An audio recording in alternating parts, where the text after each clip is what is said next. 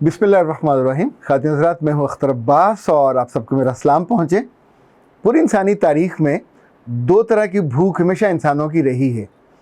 एक भूख का ताल्लुक इंसानी जिस्म की भूख से होता है, जिसमें आप खाना खाते हैं, अच्छे खाने की तलाश होती है, अच्छी दावतों की तलाश होती है, अच्छे मेज़बानों की तलाश होती है। हम तो रिश्तेदार भी उन्हीं को अच्छा मानते हैं जो हमारी खिदमत खातर अच्छी करें, जो हमें जाते ही खिलाएँ पिलाएँ, वापस आते हुए भी खिलाएँ पिलाएँ, बल्कि साथ उल्टा बांध के भी दें। यानी इस रस्म को हम इतना ज़्यादा ख्याल करते हैं कि शादियों के मौके पर भी हमारा सबसे ज़्यादा फोकस खाने पीने पे होता है। इवन वापसी पे वो जो खाना पका हुआ या बचा हुआ उसको वापस लाने पे होता है। ये हमेशा से रहा है। अमीर ख़ानदान हो तो भी, गरीब ख़ानदान हो तो भी। अमीरों में आमतौर पे ये होता है कि खाने की क्वालिटी पे चला जाता है, खाने की वैरायटी पे चला जाता है, कितनी डिशें, कितनी कीमती। और वहाँ मटन होगा तो मटन की डिशें होंगी, और इसी तौर पे बारबेक्यू होगा, उसके साथ मिलती जुलती बेशुमार चीज़ें होंगी। ये उनकी खुशी, उनकी अज़मत, उनकी फजीलत और उनके रिज़्क़ का इजहार होगा कि अल्लाह ने उनको आसानी दी है, आसूदगी दी है, और वो अपने मेहमानों का उस तौर पे कदर करते हैं। कभी कभी दिखावा भी हो जाता होगा, लेकिन उस पूरी कम्युनिटी में एक मामूल होता है। गरीबों के यहाँ भी खाना ही फोकस होगा। कभी मेहमान आएगा तो एक ज़्यादा चीज़ पक जाएगी, वरना ऑफ एंड ऑन रोना इसी बात पे होता है कि ये चीज़ क्यों कम है, वो चीज़ क्यों कम है। महंगाई का सबसे ज़्यादा रोना, और महंगाई का ताल्लुक सारा जो है वो खाने पीने से होता है। बहुत सी चीज़ें जो ख़वातीन की ज़रूरत की होती है, मर्दों की ज़रूरत की होती हैं, वो जब बढ़ती हैं तो हम उन पे आमतौर पर उतना शोर नहीं मचाते। सब्ज़ियाँ महंगी होने पे, गोश्त महंगा होने पे, खाना महंगा होने पे। अच्छा, ये ज़रूरत जो है ज़िंदगी के एक हिस्से में ज़्यादा होती है। यानी जो अगर इंसानी ज़िंदगी के 3 हिस्से हम करें तो पहले हिस्से में निस्बतन कम, दूसरे में बहुत ज़्यादा, और तीसरे में निस्बतन कम हो जाती है। इसी तौर पे अगर इंसानी ज़िंदगी के 3 हिस्से किए जाएं तो उसकी जो रूह की कुव्वत, तवानाई, दानिश और दानाई चाहिए, उसको भी 3 हिस्सों में हम तकसीम आसानी से कर सकते हैं। जो पहला हिस्सा है उसमें निस्बतन अंदर से ख्वाहिश कम होती है। वालिदैन जबर करते हैं, जबरन पढ़ाई कराई जाती है, टीचर चेक करते हैं, और इन उम्र के बच्चों और बच्चियों में से कोई अरस्तू नहीं निकलता। लेकिन अगर इनमें से किसी एक आध की ओरिएंटेशन हो जाए तो फिर आने वाले बरसों में लोग, इंसान, बरादरी, मुल्क, तारीख़ उसको अपने पलकों पे और हाथों पे बिठा के रखता है। आपको याद है अरस्तू दुनिया का ज़ाहिर बड़ा माना हुआ दानिशमंद, दानिश्वर माना जाता है। वो अपने शहर के बाहर साहिल समंदर, ये पहाड़ थे वहाँ और समंदर वहाँ से गुज़रता था, तो ये जो शहर के नौजवान होते थे पहले हिस्से वाले, ये वहाँ जाके उसके साथ खड़े हो जाते। तो वो फिर साथ साथ चलता जाता, टहलता जाता, ये सवाल करते, उनके वो जवाब देते। ये सारे दानिशमंद इस तरह के हर अहद में रहे हैं। इंसानी जो नोन तारीख़ है 3-4 हज़ार साल पुरानी, इन सब में इनके नाम उस ज़माने में भी ज़िंदा थे, उनके बाद के एतवार में भी ज़िंदा रहे। रस्तू हो, अफलातून हो, हमारे अहद में आ जाइए तो इमाम मालिक से लेके इमाम शाफ़ी, और फिर अब्दुल्ला बिन मुबारक, और नाम इनके लेते जाइए। हर अहद में आपको इब्न अरबी से लेके ख्वारिज़मी और अबू अली सीना। कुछ लोग कुछ ख़ास चीज़ों के माहिर बनते गए, और कुछ लोगों के पास दानिश होती थी जहाँ लोग जाके बैठते थे। सो हमारी तहज़ीब में हमेशा ये कहा जाता था कि अगर तुमने अपनी रूह को तवाना रखना है या बड़ा बनना है तो अच्छी सोहबत इख्तियार करो। वो तो सोहबत का लफ्ज़ बाद में हमारे यहाँ बदनाम हो गया, लेकिन इनफैक्ट जो सोहबत है, किसी बड़े के साथ बैठना, उसके साथ सुनना, इनफैक्ट उसको लुकमा लुकमा करके खाना। हम अपने बेटों और बेटियों को ये सहूलत नहीं दे पाते कि वो कुछ ऐसी जगहों पे जाके बैठें अहले दानिश और अहले इल्म के पास, कि जहाँ वो उनसे अलाइन करके बात कर सके। पर इंसानी जो दुनिया है पाकिस्तान के अलावा, वो इन चीज़ों की बहुत कदरदान है। अमेरिका में पिछले यानी 18वीं सदी से इसका आगाज़ हुआ। 19वीं सदी में तो जो अरूज पे पहुँचा कि जिसको अल्लाह ने थोड़ी दानिश दी, अक़ल दी, उसका फिर नाम हुआ। उसकी किताबें करोड़ों में छपी। हमने अपने बचपन में डेल कार्नेगी का बहुत नाम सुना, उसकी इतनी किताबें थी, वो पढ़ते थे। फिर उसके बाद वहाँ जैसे जैसे हम बड़े होते गए, वहाँ बड़े नाम आते गए। ये सारे वो लोग थे जो एक एक चीज़ को लेके, कामयाबी को लेके, महारत को लेके, खूबियों को लेके लोगों को एजुकेट करते थे। बिलाखिर اپنی دانش کو ان تک پہنچاتے تھے۔ پھر وہاں یہ وقت آیا، ہمارے یہاں ہوتا تھا کہ جو دانش مند یا دانشور ہوتا تھا وہ پیر یا ایک بڑا بزرگ کے طور پہ لیے جاتا تھا، لوگ اس کے گھر خالی نہیں جاتے تھے، ہمیشہ جو ان کی سوغاتیں ہوتی تھی، کبھی کوئی گندم والا ہے تو گندم لے کے جائے گا، دودھ والا ہے تو دودھ لے کے جائے گا۔ مطلب مجھے یاد ہے جب تک ہم بڑے ہو رہے تھے تو جتنے لوگوں سے میں نے محبت کی، ہم بھی کبھی ان کے خالی ہاتھ ان کے گھر نہیں جاتے تھے۔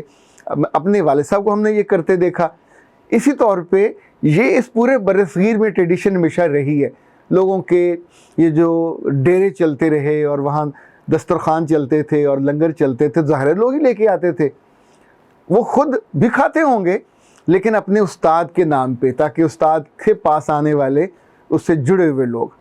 لیکن پھر جیسے آج کی تاریخ میں آئے تو اب یہ سارے وہ لوگ ہیں کہ جن سے لوگ علم لینے جاتے ہیں، بچے ہوں تو وہ ٹیوشن پڑھنے جاتے ہیں، بڑے ہوں تو وہ کہیں مینٹورنگ کے لیے جائیں گے، کہیں کاؤنسلنگ کے لیے جائیں گے، کہیں سیلف ڈیولپمنٹ کا ایک پورا کانسیپٹ نیا آیا، اور یہ بھی امریکہ میں زیادہ آیا۔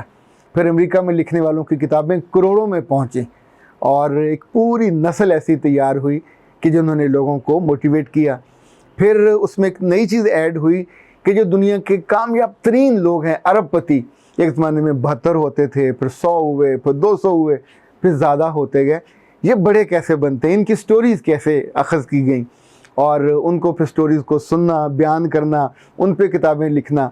پھر کووے صاحب آئے، کووے نے آ کے پورا کانسیپٹ دیا کہ عادتیں ایسی ہوتی ہیں، 7 عادتیں کہ جو ان لوگوں کی ہوتی ہیں، اور وہ اگر اختیار کر لی جائیں۔ اب کووے کے ساتھ سفر کرنے کے بھی پیسے ہیں، ساتھ ناشتہ کرنے کے بھی پیسے ہیں، ساتھ بیٹھنے کے بھی پیسے ہیں۔ میں جب یونیورسٹی میں تھا اس کے کچھ عرصے کے بعد اینتھنی رابنس کا دور شروع ہوا۔ اینتھنی رابنس کے بارے میں آج یہ بتایا جاتا ہے کہ اس کے ساتھ تصویر کھنچوانے کے 1.5 سے 5 لاکھ روپیہ آپ کو سپینڈ کرنا پڑتا ہے، اور لائن لگی ہوتی ہے۔ بلکہ یہ تو ہمارے یہاں بھی ہوا ایک زمانے میں، عمران خان کے ساتھ تصویر کھنچوانے کے بھی 1.5 لاکھ روپیہ پے کرنا پڑتا تھا۔ پر باقی ہمارا یہ جو خطہ ہے یہاں مفتے زیادہ ہیں۔ وہ کہتے ہیں کہ پلے سے پیسے بھی دے کے جاؤ اور ساتھ کو عقل کی باتیں بھی سکھا کے جاؤ۔ اس کا رواج سرکاری ٹریننگ سے زیادہ ہوا۔ سرکاری ٹریننگ سرکاری افسروں کے لیے ہوتی ہے، ٹیچروں کے لیے ہوتی ہے۔ یہ کبھی ٹریننگ نہیں لینا چاہتے، یہ ٹی اے لیتے ہیں، ڈی اے لیتے ہیں، کھانے کھاتے ہیں، اور ٹریننگ سے بالکل بے نیاز ہو کے وہ بیچارہ جو مجبوراً گفتگو کر رہا ہوتا ہے، علم و فضل کے دریا بہا رہا ہوتا ہے، وہ تھک جاتا ہے۔ ان کے کان پہ جوں نہیں رینگتی، چونکہ پورا مائنڈ سیٹ روح کو توانائی دینے والا نہیں ہے، یہ صرف جسم کو توانائی دینے والا ہے۔ جو روح کو توانائی والے ہیں وہ چاہے لنڈن ہوں چاہے یورپ ہوں۔ ابھی سوچئے کہ لنڈن والے ایک زمانے میں اپنی زبان کے اعتبار سے بڑے اعلیٰ درجے کے مانے جاتے تھے، ابھی یہ بھی اینتھنی رابنس کو وہاں سے بلوائیں گے، کووے کو بلوائیں گے، اور ایک ایک دن کے 2-2 3-3 کروڑ روپیہ ان کو پے کیا جاتا ہے۔ یہ پیسے ڈاکوں سے نہیں حاصل ہوتے، نہ یہ بڑے بڑے ادارے دیتے ہیں، لوگ پے کرتے ہیں۔ یعنی ایک ایک ٹریننگ کے 60 70 80 ہزار اگر پاکستانی کے لحاظ سے دیکھا جائے۔ میں نے خود اپنی زندگی میں ایک ٹریننگ ایسی کی، ایک دن کی تھی 35,000۔ اس ٹریننگ میں 15-20 لوگ تھے جو بڑے بڑے کارپوریٹ کے اداروں کے تھے، اور پی سی میں وہ ہوئی۔ انفیکٹ ورتھ آپ خود طے کرتے ہیں، اپنی بھی اور ٹرینر کی بھی اور اس علم کی اور فہم کی بھی۔ دنیا میں جتنے بڑے بڑے لوگ ہیں، اداروں کے سربراہ ہوں، ملکوں کے سربراہ ہوں، سب کے ٹرینر یا سب کے کنسلٹنٹ ان کے ساتھ ہوتے ہیں۔ وہ ظاہر ہے ہائیلی پیڈ ہوتے ہیں۔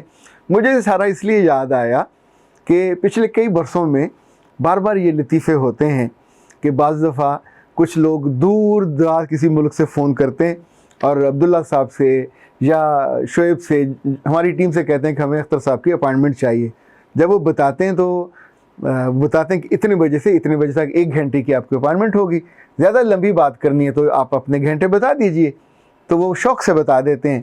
پھر جب یہ بتاتے ہیں کہ یہ اکاؤنٹ نمبر ہے، آپ اس میں فیس جمع کریں گے، تو آگے سے وہ حیرت والا جواب ہوتا، اچھا باتیں سننے کے پیسے بھی دینے پڑیں گے۔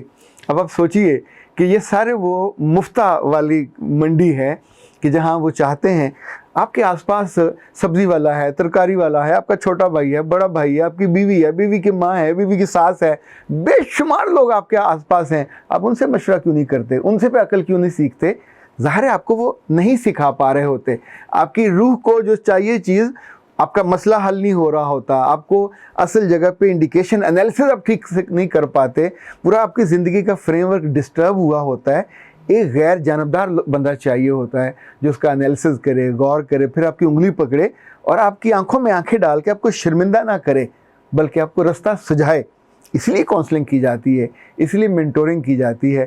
تو جب کبھی کبھی میں اس طرح کا کوئی میسج سنتا ہوں کہ اچھا پیسے بھی دینے پڑیں گے، تو ہاں اے بھلے اور معصوم لوگوں، عقل جب بھی سیکھی جائے گی یہ قیمتی ہوتی ہے، دانش جب بھی سیکھی جائے گی اس کی قیمت ہوتی ہے۔ عقل کسی اپنے ہم عصر سے لے لیں گے، کسی اور جگہ سے لے لیں گے، یا کسی کتاب سے لیں گے، یا زندہ شخص سے لیں گے، اگر آپ قیمت ادا کرنے کے لیے تیار نہیں ہو تو یاد رکھیے گا دانش اور عقل کے متبادل یا برعکس جو چیز ہے وہ کم عقلی ہے اور وہ فری ہوتی ہے، بے دانشی بالکل فری ہوتی ہے، وہ تو آپ کے پاس آلریڈی موجود ہوتی ہے۔ سو زندگی میں جہاں جہاں آپ رہتے ہیں اپنے آس پاس ممکن ہے آپ کے محلے میں کوئی دانش مند ہو، کوئی ایسا دانا آدمی ہو، خاتون بھی ہو سکتی ہے، خاتون پہ آپ ہنسنے مت لگ جائیے، اللہ نے خواتین کو بھی بڑی عقل اور دانش دے رکھی ہے، تو ان کو ڈھونڈنا چاہیے۔ آپ کے آس پاس بھی مل جائیں گے، آپ کے ملک میں بھی ملتے ہیں، ملک سے باہر بھی ملتے ہیں، پر یہ فری نہیں ہوتے۔ اگر پیسے دینا نہیں چاہتے تو پھر ان پہ اپنی محبت انویسٹ کیا کریں، جب ان سے ملیں، ان کے پاس جائیں تو پھر خالی ہاتھ نہ جایا کریں، وہاں جا کے چائے بھی پینی ہے، وہاں جا کے کھانا بھی کھانا ہے، عقل کی باتیں بھی لے کے آنی ہے۔ ویسے بائی دا وے یہ عقل سیکھنے کا کون سا گر ہے؟ جس نے سیکھنا ہوتا ہے ہمیشہ انویسٹ کرتا ہے، اور سب سے زیادہ انویسٹمنٹ اپنی آمادگی، اپنی محبت اور اپنے آپ کو اس بات پہ قائل کرنا ہوتا ہے کہ میں جہاں پہ ہوں یہاں سے مجھے آگے جانا ہے، سیکھنے میں، خوبیوں میں، صلاحیتوں میں، رویے میں، علم میں، فہم میں، دانائی میں، تبھی تو پھر آپ زیادہ خوبصورت ہوتے ہیں۔ اختر عباس کو اجازت دیجیے، السلام علیکم۔